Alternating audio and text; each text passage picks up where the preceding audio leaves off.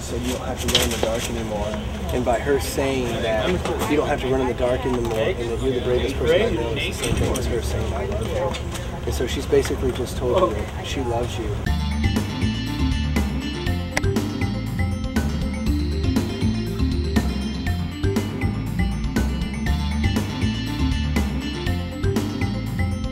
So right here is where one of the biggest scenes in the Fat Boy Chronicles takes place. And I want you to talk about, we're going to walk down here, I want you to talk about the technical aspects of, you know, how you were able to pull that scene off on such a micro budget. You didn't have like tons of people, extras and so forth. And then there's a crane scene in this one. Well, one of the things I think is important as an independent filmmaker, and Dove Simmons told me this, is that, you know, pick the scenes that are going to be your big scenes and try and use as many bells and whistles as you can, either a crane or a Steadicam. And so we had both. We had Steadicam for 2 days in the film, and then we had the crane for the 1 day. And this was a really important scene to me. This is kind of at the point where our lead characters come back and reconcile. And so I had originally designed the scene on paper, and so when Jeremy Osborne and I did the walkthrough, I'd come on the other side of the church actually, and said, I want to have the crane here, and I want to do all this, and we'll do this, and we'll put everybody in the middle, and it'll be great, and da-da-da-da-da. And he's like, well, here's the reality. He said, he pulled out his light meter and goes, we really need everybody over here because as you can see, the windows are creating a nice ambient light that comes in, and then we just supplemented that by renting a couple of par cans, 12Ks, HMIs, and brought them through the window to give it that look. And so the crane was here. It was stationed about right up in there somewhere, and it hung over about 20 feet. And so the scene opens up with, we start on the stained glass image of Jesus, and we come over as we start to hear the preacher talking. And then as the scene unfolds, you realize that you turn and there's all our extras. And it worked out really well because this whole side of the church was empty. I was actually sitting over here in Video Village, and all the technical crane and everything was kind of stationed here. And all our extras, which included my parents, the real Doug Hennig, who inspired the whole project, is actually sitting behind Jimmy Winterpock, the Winterpock family. Twyla Wilson, who was kind enough to let us shoot at her house for a whole week. If you've ever had a film crew come to your house, you know what that's like, which is a super duper nice thing for somebody to volunteer. It's quite a burden, but it's really exciting. Yeah. I mean, people in our hometown, and you of course live here in Coweta County, are really getting used to this. I mean, you know, we have The Walking Dead here and that kind of thing, but when you're doing it on a micro level, being able to have people like our viewers who say, yes, I'll open up my home and I believe in the project. It's the only way the movies get made. The only way that they get made. It's the only way they get made, because without what Twyla, you know, allowed us to do, you know, we shot everything, we had several different locations, and we did all that first, and then our last week and a half we spent at her house, and we basically just lived there. And she was a really, really kind woman, and her family and her kids. Absolutely. And so they're in the scene as well. My aunts and uncles are in here, my cousins, my parents.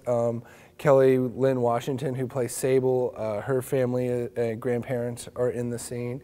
And so there's a big communal aspect of it. And it was funny because one of our producers, Jason Winn, was standing on the stage as Dolan is given the speech, which was written specifically for this scene by Diane Lang.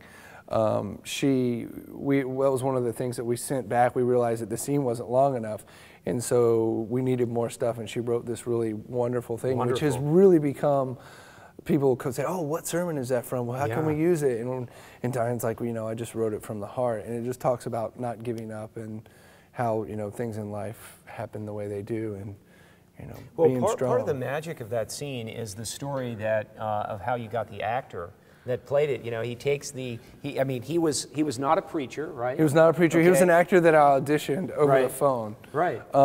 It was and Friday. He shows up and it was Friday, and there was no actor, and we were shooting the scene on Monday because the church was closed, I believe. And I had auditioned a couple people, and I never found the guy I liked. And so Jay Todd, our producer, went and kept calling and calling and calling. And so finally, I was at home vacuuming because my parents were coming into town, so I had to clean the house. Of course, yeah. So I'm trying to get everything situated so that they can stay and also, you know, work on the movie. And so I'm literally vacuuming, and I'm holding the phone, and I'm like, okay, so go. And then I just have the vacuum in one hand, and I'm like this, and my wife's walking around, and I go, wow, that's really good. Hey, can you do it one more time? And he goes, yep, that'll work. I'll see you Monday morning. Sounds good. Hung up the phone, vacuuming, started vacuuming again. He shows up, and he couldn't have done a better job. No, I mean, he looks like a preacher. Everybody thought that he was a preacher. Totally, having grown up in Baptist churches, small and large, and seeing that, I mean, he just looked the part, and it's the delivery, and this is the testament. You know, you don't have to necessarily get the names, although it certainly helps. Sure. But, you know, if you get the talent, the people who actually add that little something extra to the words that Diane Lang there wrote, you know, you end up with sometimes, like you did in Fat Boy, a little bit of magic. And you know, I'm just I'm so happy that we were able to spend some time today, and it's just fitting that we ended here in this great sanctuary that served as just such a wonderful set for you. So. Yeah, it was really amazing, and the people at the church were fantastic. And like you said before, we couldn't have made the film without the community of Noonan, without the government of Coweta County really helping us out, and without all our friends and family. And so this was a total community project. We are all tested, but how you respond will define your life. Giving up is easy. Getting back up is hard.